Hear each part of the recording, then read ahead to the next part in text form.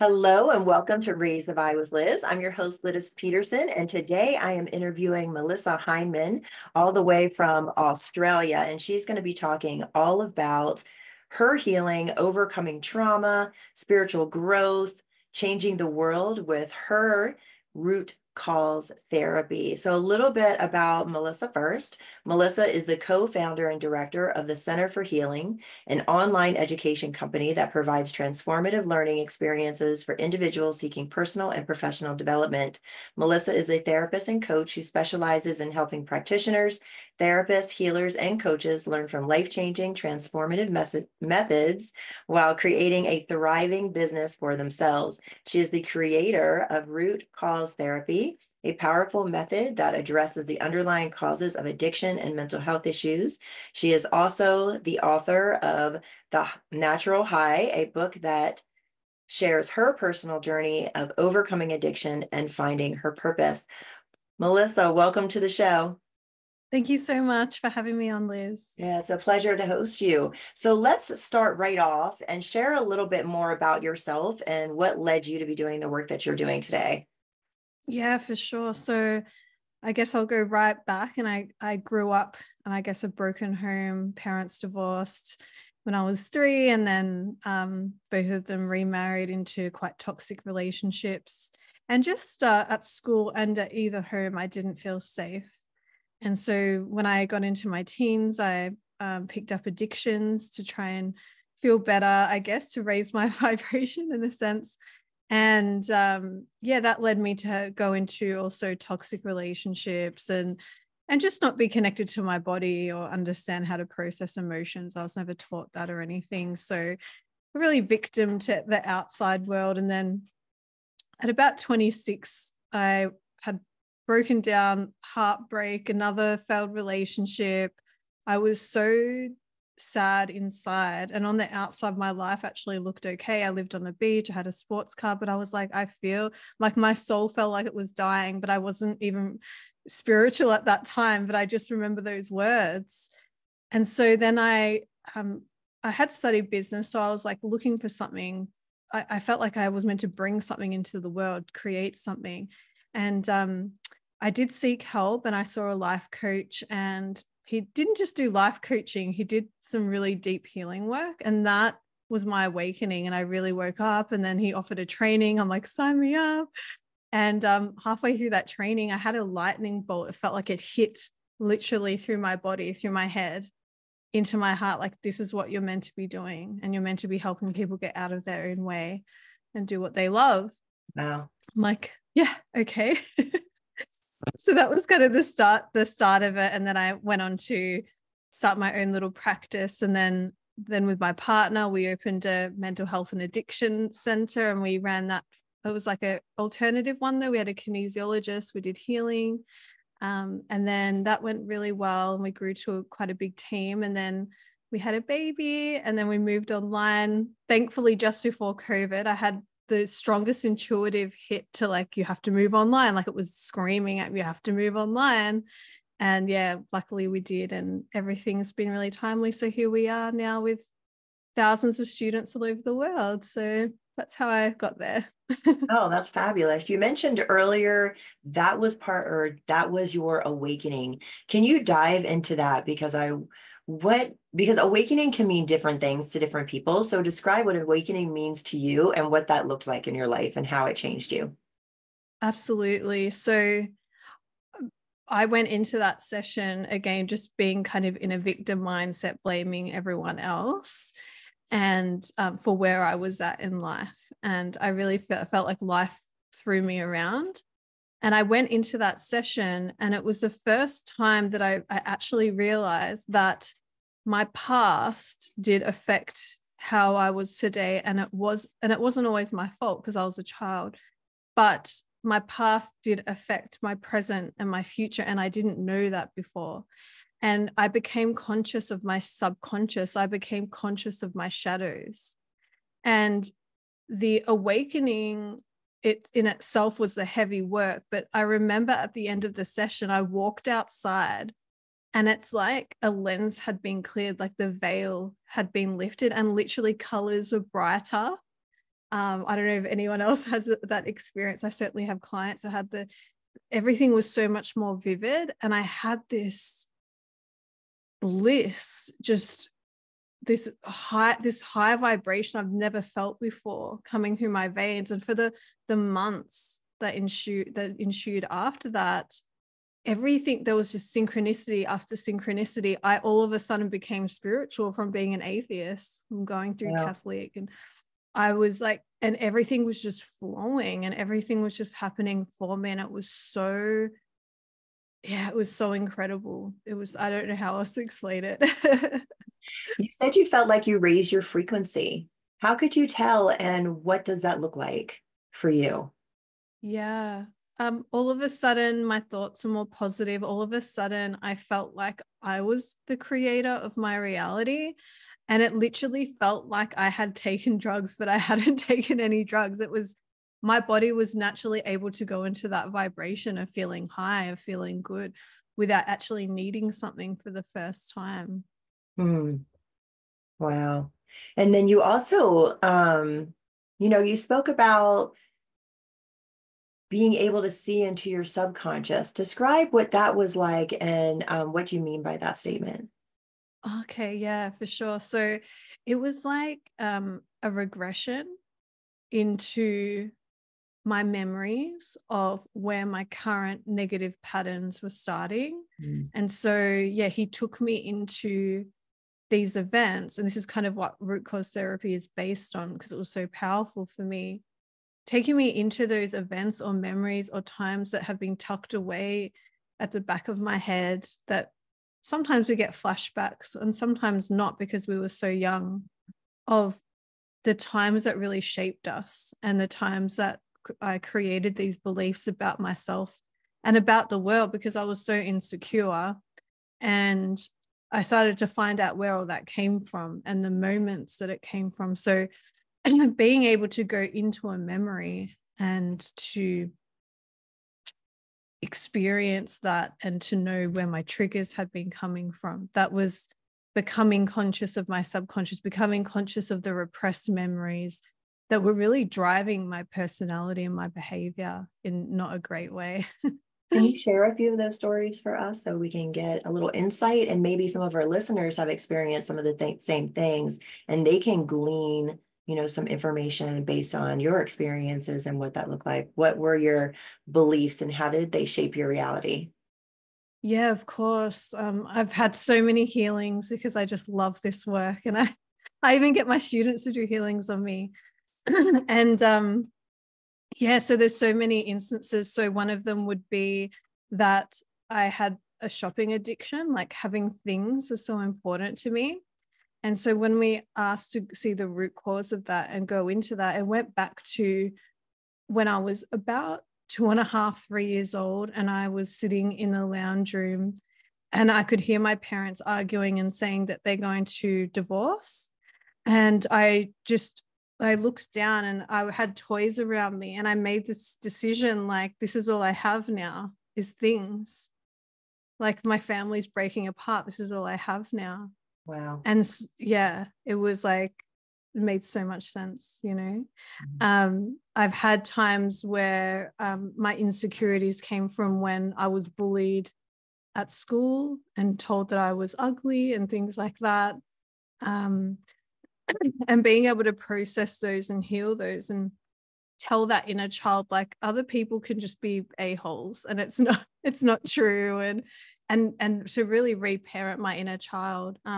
One of the most profound healings that I've had was whenever I went to a restaurant or to a supermarket, I would have these weird scarcity thoughts of, there's not enough food in the world. I can't eat this food. Like, there's not enough. And Mm. it was really bizarre because sure, at times I couldn't buy food when I was going through my addictions, but it was bizarre in the sense of, it didn't make sense. There was food everywhere. There's food everywhere around us, in a Western society. And so when I had a healing on it, I actually went back into not my own experience, but my generational trauma. I went back into my grandmother and I was looking through her eyes, and she was on a farm in Sri Lanka. and she was holding a baby. There were two little ones behind her and an older one. And she was feeling so stressed and so sad and so many emotions because all she had was a little bit of rice for everyone. And I felt how she was feeling. I was literally in her body at the kitchen table with these babies around her that were hungry.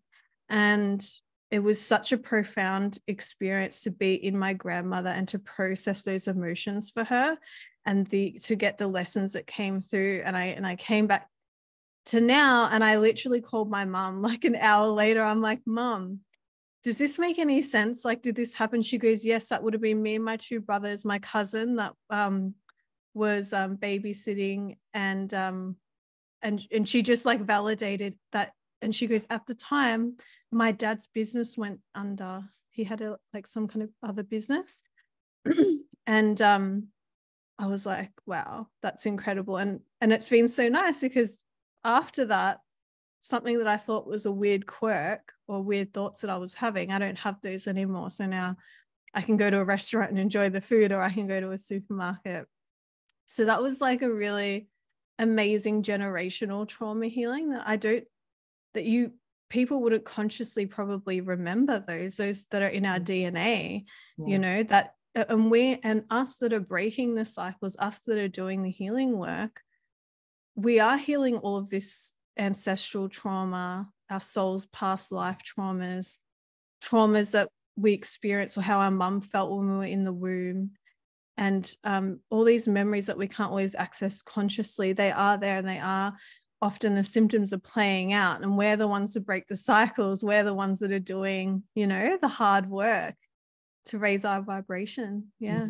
Yeah. I think that intergenerational trauma really plays a role too, because even science is starting to prove like we hold on to generations past without even realizing it. It's funny, some people say like we don't even have to look into our past. We only have to look at like what are our patterns in this life to point to what our ancestors did. But can you shed some light on that generational trauma and what we can do, what it is possibly, your version of it, and what we can do to heal that and work with it?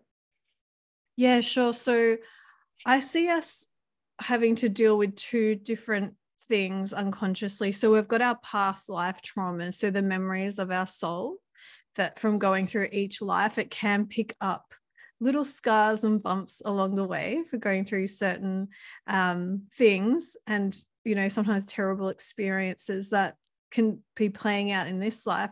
And then you've got the other branch of the generational trauma, so traumas or experiences that are passed down in our DNA. And like you said, yeah, science is validating that. And there's, if you look into epigenetics, you can see the studies on it. There's a cherry blossom study. There's things that you can look at in that regard that, yeah, it is scientifically proven. And just as a species, we've evolved, to all be scared of spiders and snakes for our survival. So that kind of, you think of it in that way, it makes sense in terms of, yeah, there's like, this isn't just woo-woo, like it's things that we are actually really dealing with. And then what happens is the soul and the DNA, our biology, integrate in the womb at about 3 or 4 months old. So we've got that consciousness of our soul coming in and integrating with the biology of both of our parents coming through. And then we're recording everything from in the womb to now. So there's two different ways that we can take on generational trauma. It is literally can be passed down in our DNA, and we can get certain tags in our DNA triggered depending on our environment. That's why some people are like, I don't know, just all of a sudden I've just got depression, or all of a sudden I've had these symptoms where something actually outside has triggered a tag in the DNA to activate someone's past trauma that's been passed down. The other thing is that literally we can pass down our trauma. So being a mother, my mother was just left at a boarding school at 4 years old, just kind of left there. And they said, oh, we'll come back. And they didn't come back, kind of thing. And so when she came to be my mother, and she was only 21 when she had me, she didn't mean to, but she did neglect me quite a lot. And she didn't know any better because she didn't have a caring mother, a loving mother. Mm-hmm.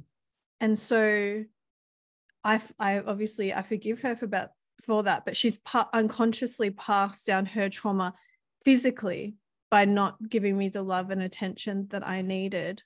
And again, it wasn't her fault. Or say, for example, we see our parents being a certain way, maybe because of what they saw growing up. We get this blueprint of how a relationship should go. So I grew up just seeing toxic relationships. I didn't have good relationships modeled. And so I go, oh, this is unconsciously, even though it felt horrible, this is what a relationship looks like. That's why I went for the toxic relationships. It's literally just like what I saw, and I felt pulled to those relationships.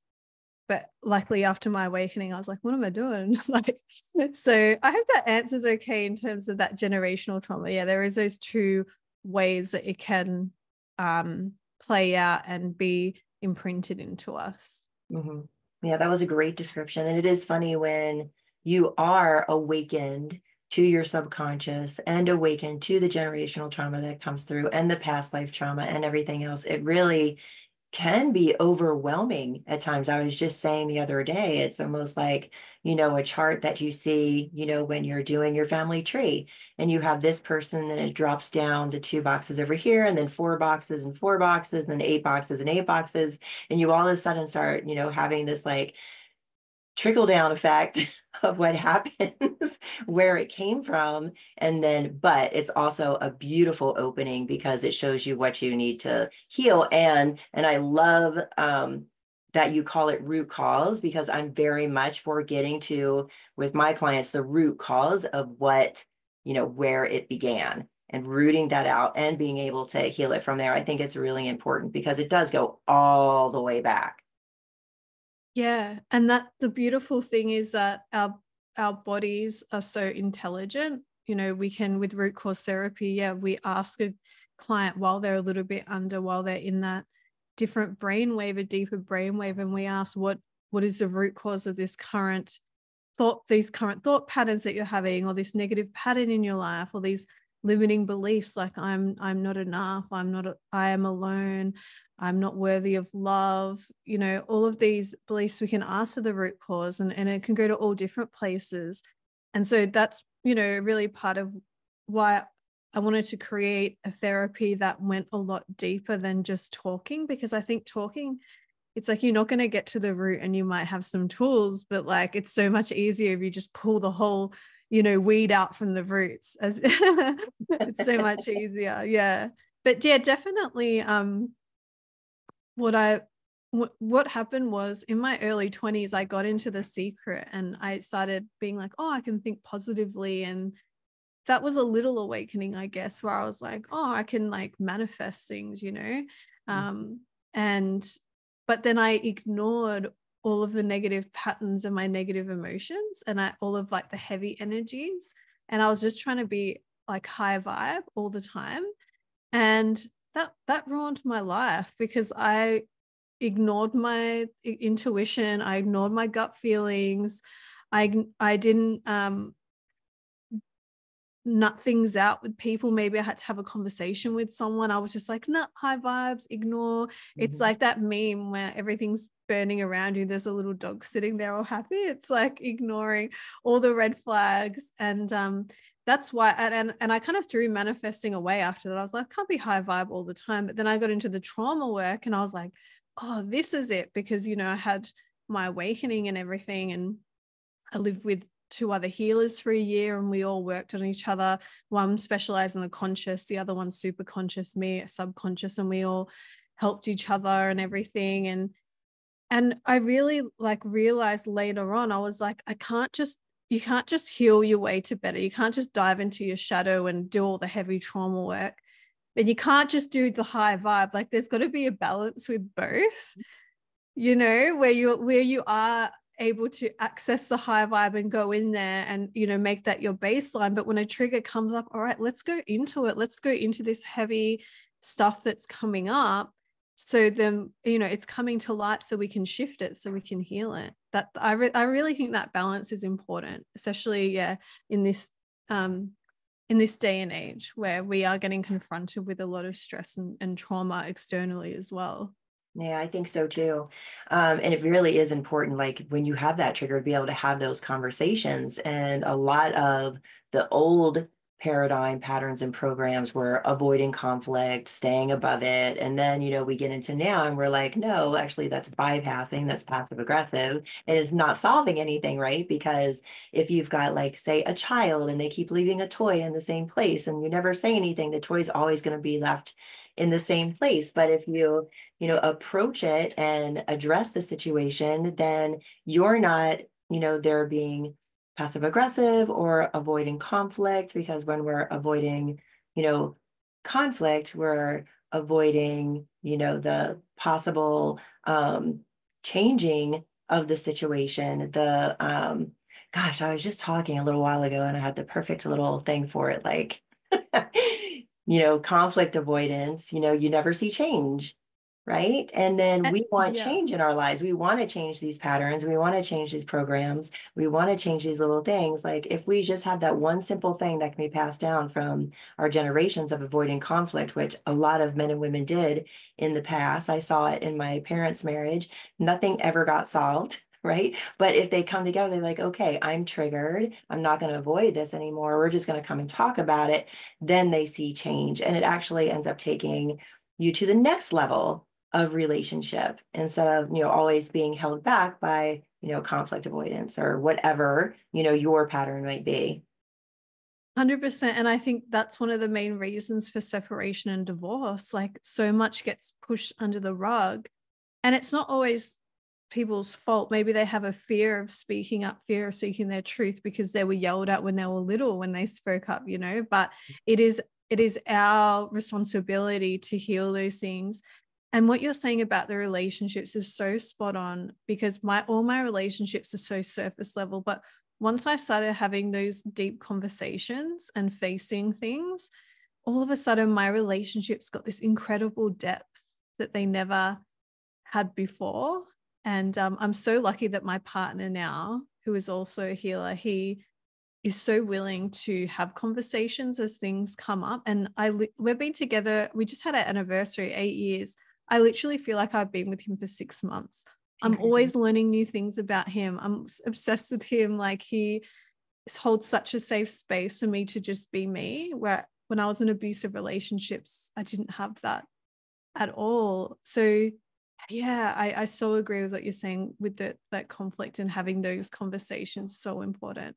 So I think it's important. really important to point out too, like when you're in an abusive relationship, you don't have the safety and security to be able to do that. You're, worried about micromanaging and making sure you don't have to deal with anything, at the time. So, you're creating a sense of safety for yourself within that environment that you find yourself in. And I think it's so important to have that partner that will show up, because that's all. It's like, can they show up?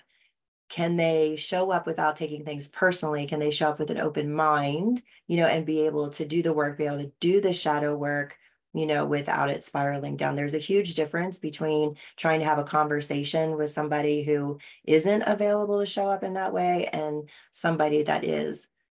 I'm blessed to be in a relationship now in my life too, that's completely 180 degrees, from the communication style I had 6 years ago in former relationships. And it's a dream come true. Yeah. I think, like, the new thing that we're stepping into is this new level of communication where, we're creating safety, a safe environment. We're creating a new environment for ourselves that's more healthy.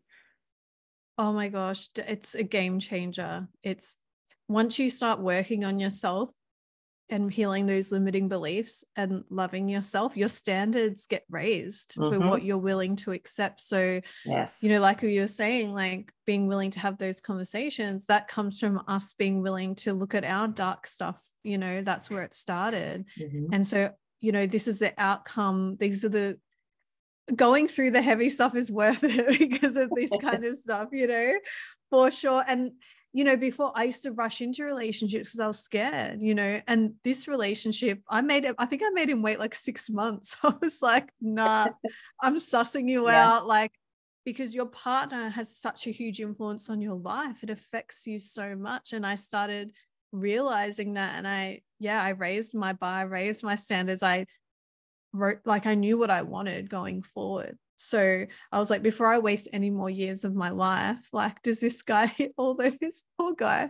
But it's true. I mean, it's good, you know, because I'm so like you, it's like, it's bliss. It's incredible. It's a high vibration, you know, relationship. It's amazing. And sometimes I feel bad, like, because some of my friends are, you know, going through toxic things and they're working through those. I'm like, dude, you've got to be a queen. Like, you've got to make sure that like you are looked after, and anything below that is like not okay, you know, going forward. And so it's so nice to share with someone like you, Liz, where we can go, yeah, relationship's awesome. You know? Yeah. And it is work getting there too, because there is a process of when you come out of a relationship like that, like you're doing the healing work on yourself, but you're also seeing what you want and what you don't want in a partner as you date.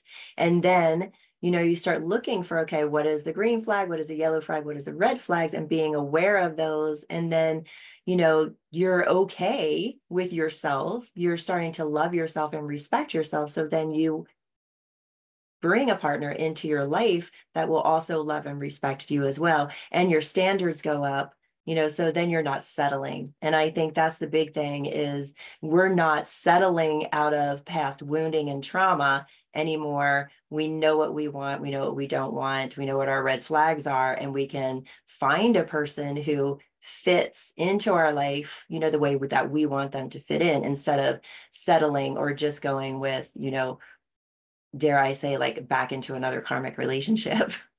Yeah. 100%. How can people, because that's, gosh, we're going down the road of also like seeing like what our wounds are, what our generational trauma is, what we're going to put up with and what we're not going to put up with anymore. And that our nervous system is really tied into that. And you did NLP in the beginning, which was what got you into this work. Let's talk a little bit about what NLP is, how it helped you, and how it works into the root work, the root cause work that you do.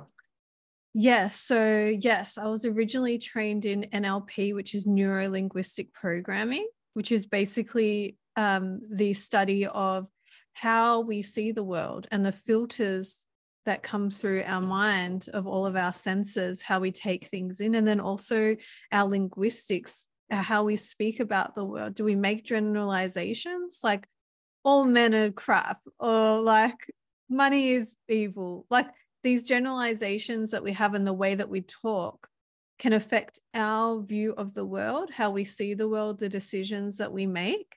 And it also affects how we feel inside. And so if we say things and reframe things to be more helpful, then we can be like, oh no, like, you know, I'm a confident person, rather than like, can someone tell me that I'm good enough, you know?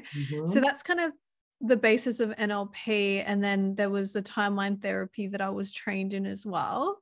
And so Tad James, rest his soul, he created that, I think, in the 80s. And that was the one that I experienced. So what happened was I got trained in it, and then I received lots of sessions and gave lots of sessions, but I felt like something was missing.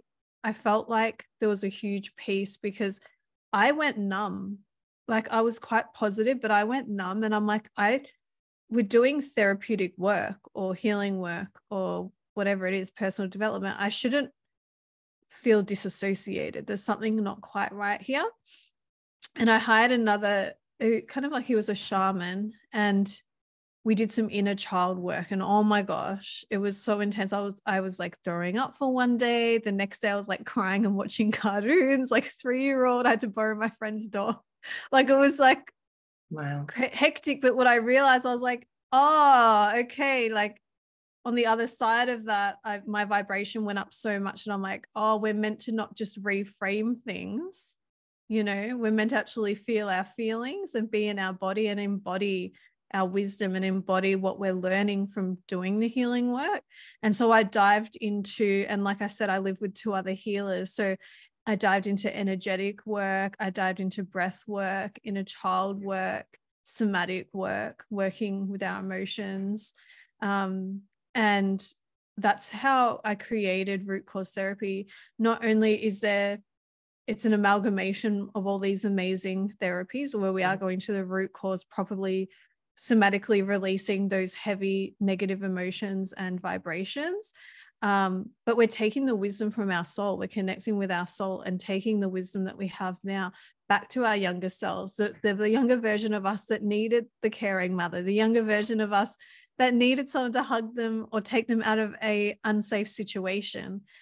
And so we use kinesiology as well. So we're using muscle testing, and we're checking, we have a whole, it's called a testing sheet. So we basically, as a practitioner, or if you receive a session, it's a structured way to run a session, but it really allows the intuition to come through.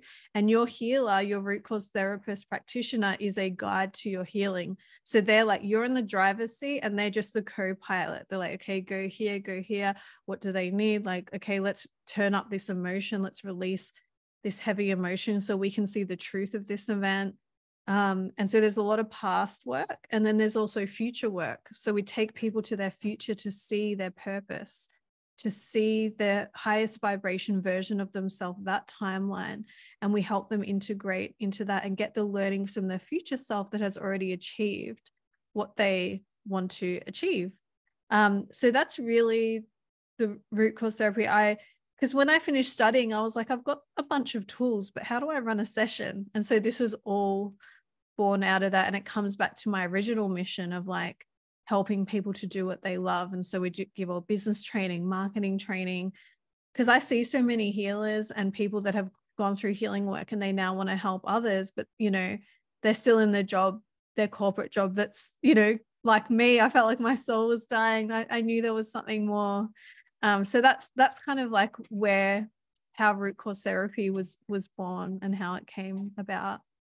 Yeah. I like that. And I like all the different things that you're bringing in, as pieces to do the work. I want to kind of wind back to the inner child healing work for a little bit, because I feel like, and you feel like this too, that it's never too late to have a happy childhood, but we do have to like go back and look at our childhood. How was it and what it is that we need to heal? What can you say to our listeners that would help them and, give them kind of a perspective on what is this inner child healing work and how can it help and benefit them in their lives? Definitely. So when we go through something when we're a child, if it's too stressful and overwhelming, a part of us will fragment and it will get locked away because it's too much for us to handle as little ones. But what happens is the energy of that can still play out. So if you've ever had a fight with someone where all of a sudden you're acting like a toddler, or you're acting like a 7-year-old. Sometimes people are they've tapped into that version of them that is still fragmented, and they are literally acting like they would at that age, and they're getting triggered at that age. Maybe when they were getting hit by a parent, or when they were yelled at for doing something wrong, or when they were denied something. So it really does affect us today, and people don't realize that. So it's something you can start to do. You don't need a practitioner to start to do this work. You can literally ask your mind, like, how old, like, is there an age that comes to mind that she or he or they need some attention right now, that they've been screaming out or they've been trying to call to me? And you can just close your eyes and call that little, however old they are, 3-year-old you in and say, what do you need, baby? Like, it's that spiritual reparenting of like, what did they need that they didn't get at the time, whether it was wise words, whether it was just someone safe. Sometimes I'll say to clients, get a picture of you when you were younger, keep it in your wallet. It's a huge part of my self-care personally, because as I was saying, I wasn't really looked after properly. So for me to like get up and have a shower and put cream on and like make sure my room's tidy has been a big journey for me, that self-care. So the way that I've flipped it is like, what if I was my own daughter, if she was like my 8-year-old was in the room, what kind of clothes would I buy her? What would I treat her with? How would I put cream on her after her bath? That's really helped me on my journey in healing my inner children. Then you can go really deep with it, where I go deep into meditation sometimes. and I will see all of my ages. I've got my teenager, my 10-year-old, my 5-year-old, my 2-year-old. They're in this perfect place, which is in a jungle around a beautiful pool. And there's the baby there, which usually the teenager is looking after. And I check in on them and I talk to them and I say, what do you need? And sometimes I upgrade their little hut. And oh my gosh, because all those parts are inside of you, it really does positively affect you in the now. And that's what it's all about. You know, we're not doing healing work to like just go see what inner child needs what. It is really about what's stopping us from being present and happy now, and what parts of us need some love and attention. Mhm. I like that too, because it's not bypassing again. And I think sometimes rewriting our past can bypass the healing that we actually need. How do you feel about that? There is, Liz, I so agree, because I feel like there's so many diamonds and wisdom in those moments that we would be doing ourselves a disservice to just skimp over those and try and reframe those, to go in and release some heavy stuff that we didn't feel safe to process at the time and get these learnings. Like, I feel like I'm wise beyond my years just because of doing that work, just because of getting that advice from my higher self, just because of raising that vibration and getting information from a new level of consciousness. We shouldn't be avoiding it. We should be excited. So even when we had the outpatient addiction and mental health center in Melbourne, we made it outpatient on purpose. We're like, we don't want you to just go into a hospital and detox. I mean, some people need to do that, but we want to help you heal while you're in your life, while your triggers are coming up. And every time they had a relapse, we'll be like, awesome, what came up just before the relapse? Let's work on it. You know, triggers are gifts. And if we can go into them and get the wisdom from them, then we can actually heal the patterns forever, rather than trying to push it down all the time and reframe all the time. So true. I love that. And it's so important to do these days because it can be so simple. I was having a conversation with a friend, and as I'm talking, they get up and start walking away. And it automatically, I notice, because I've done shadow work, I've looked at my inner child. I'm actually going on an inner child, retreat in 2 weeks to Oh, do some more healing, awesome. which I just love the synchronicity of our conversation and the coincidence Yeah. here. So for those who listen to the premiere, we'll be able to, hear the video pre, me doing this journey, but, it's right on point and on time for my life, as most of my interviews are.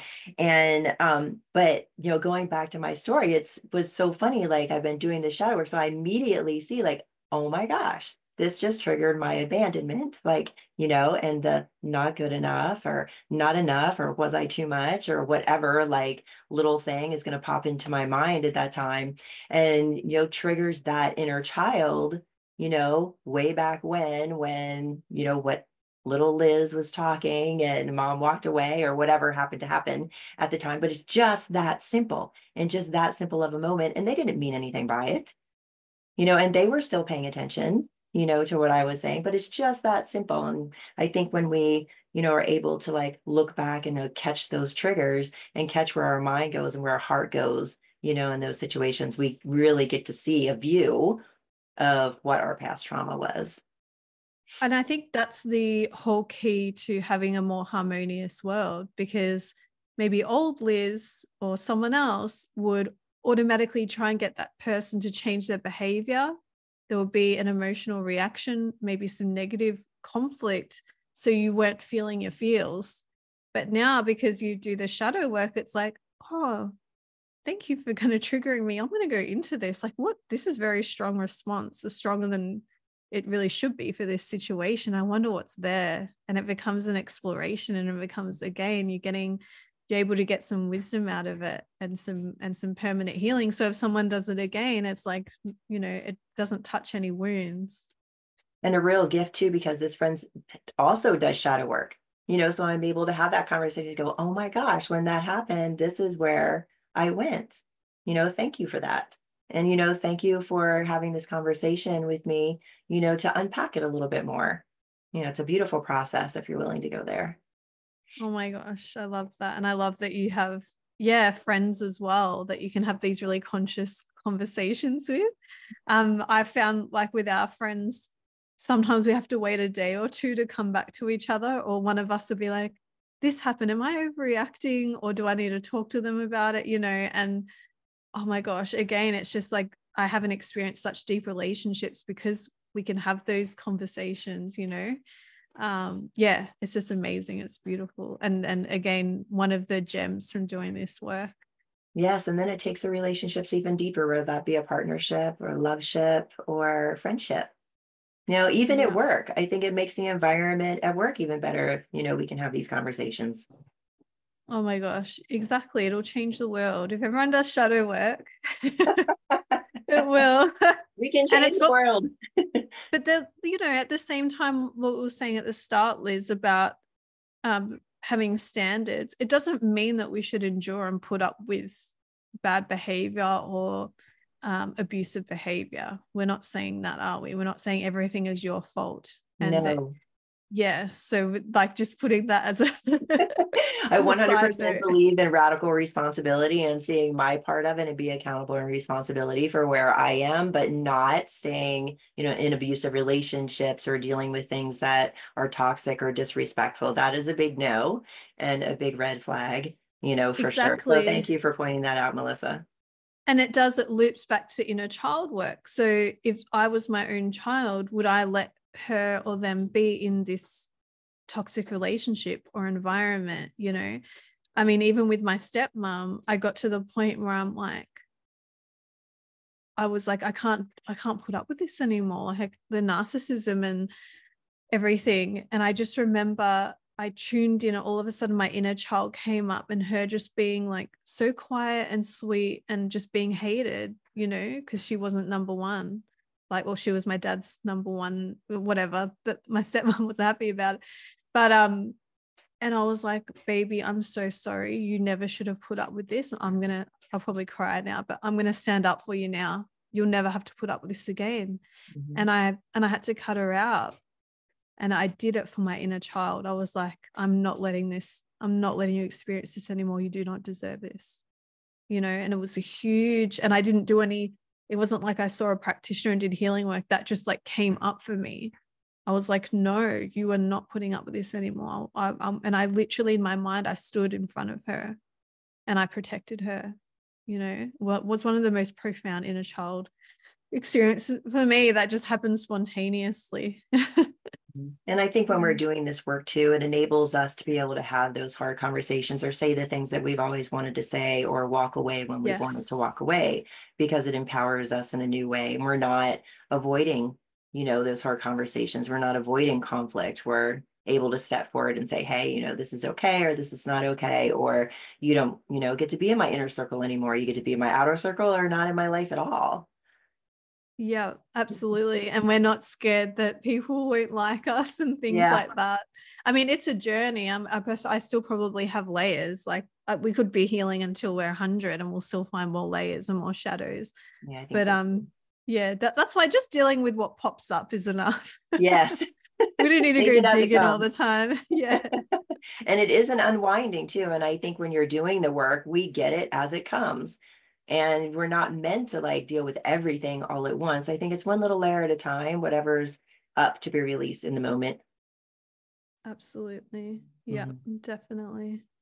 Great. Well, we're already at 45 minutes, Melissa. Is there anything that's top of mind for you that you would like to share with our audience, about how this work, can help them and how they can reach you? And I would, just feeling like if there's anything that I've missed in my questioning that you would like to share with my audience that you think would be beneficial for them, please do share.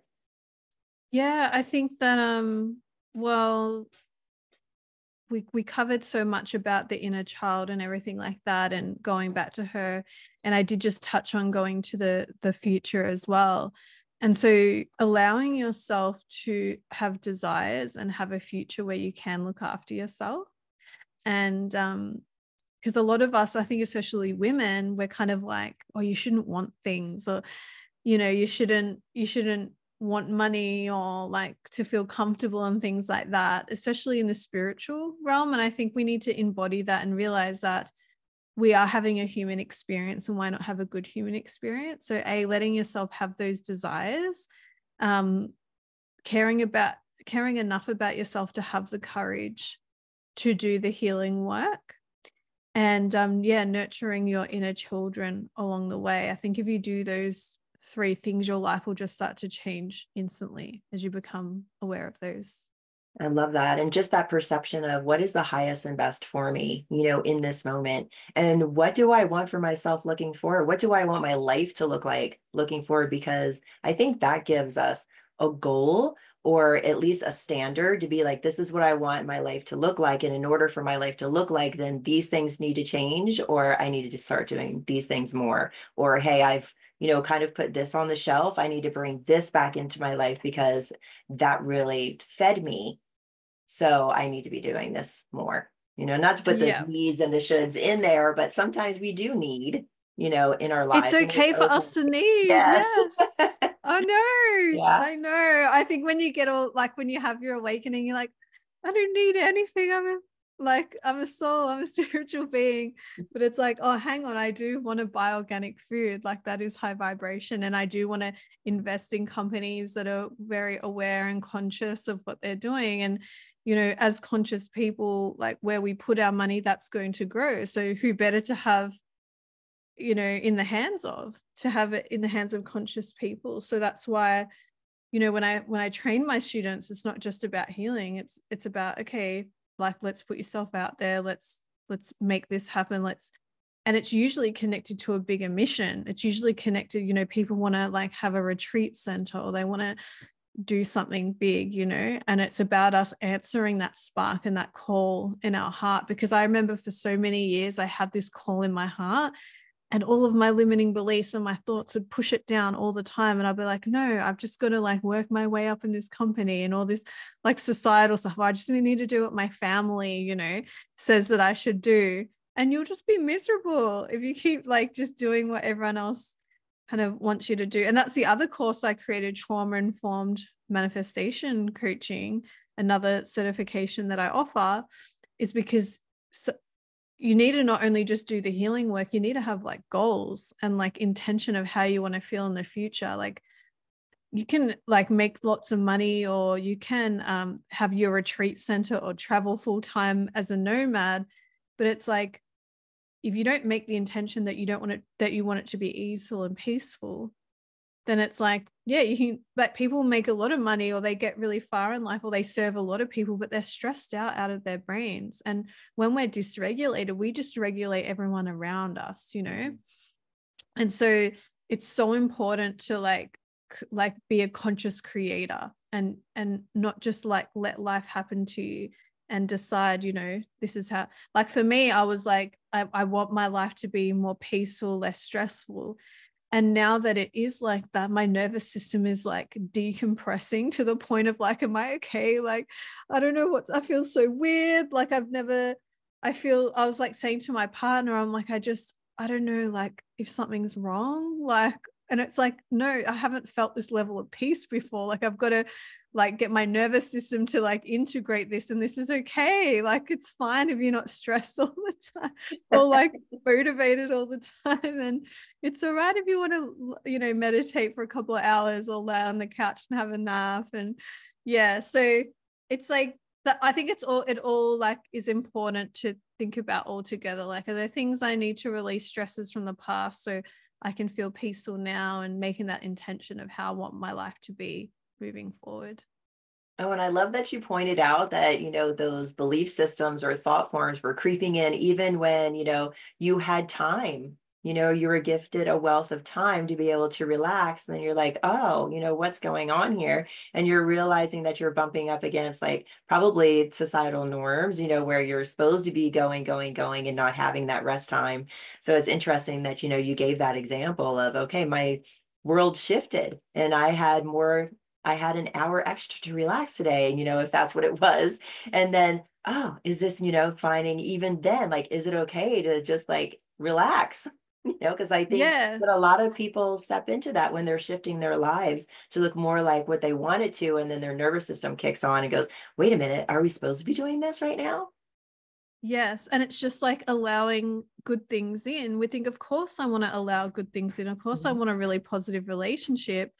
But then our nervous system is like, this is not normal. And sometimes we'll sabotage it, because I'm blessed we both have partners that can hold space for us. And maybe at the start we did want to sabotage it or it didn't feel normal. And our body is like, what? You're not upset with me? Like, what's going on?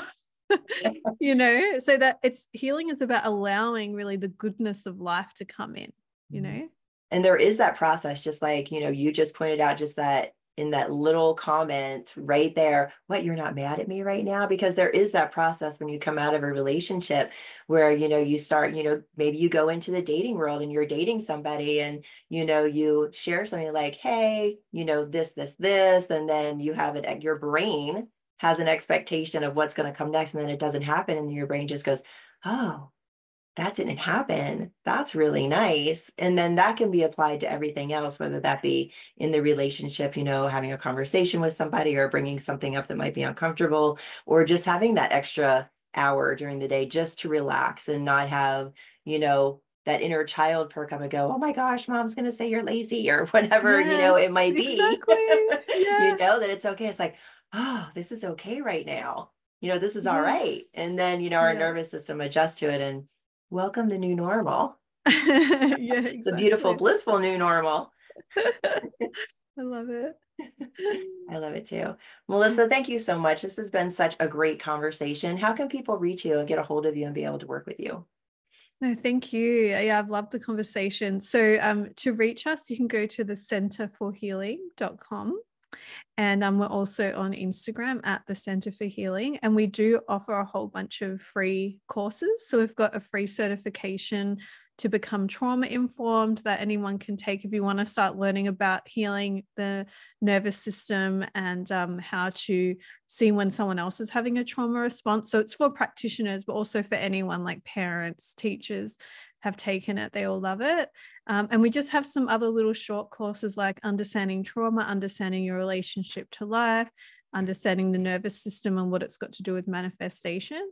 So I think I've given you the link, sorry, Liz, to put in the show notes, but it's the centerforhealing.com/free-courses.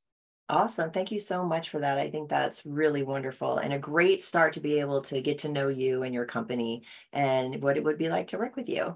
Melissa, thank you so much. It's been such a gift to have you on the show, and I've really appreciated our conversation. Thank you so much for joining me.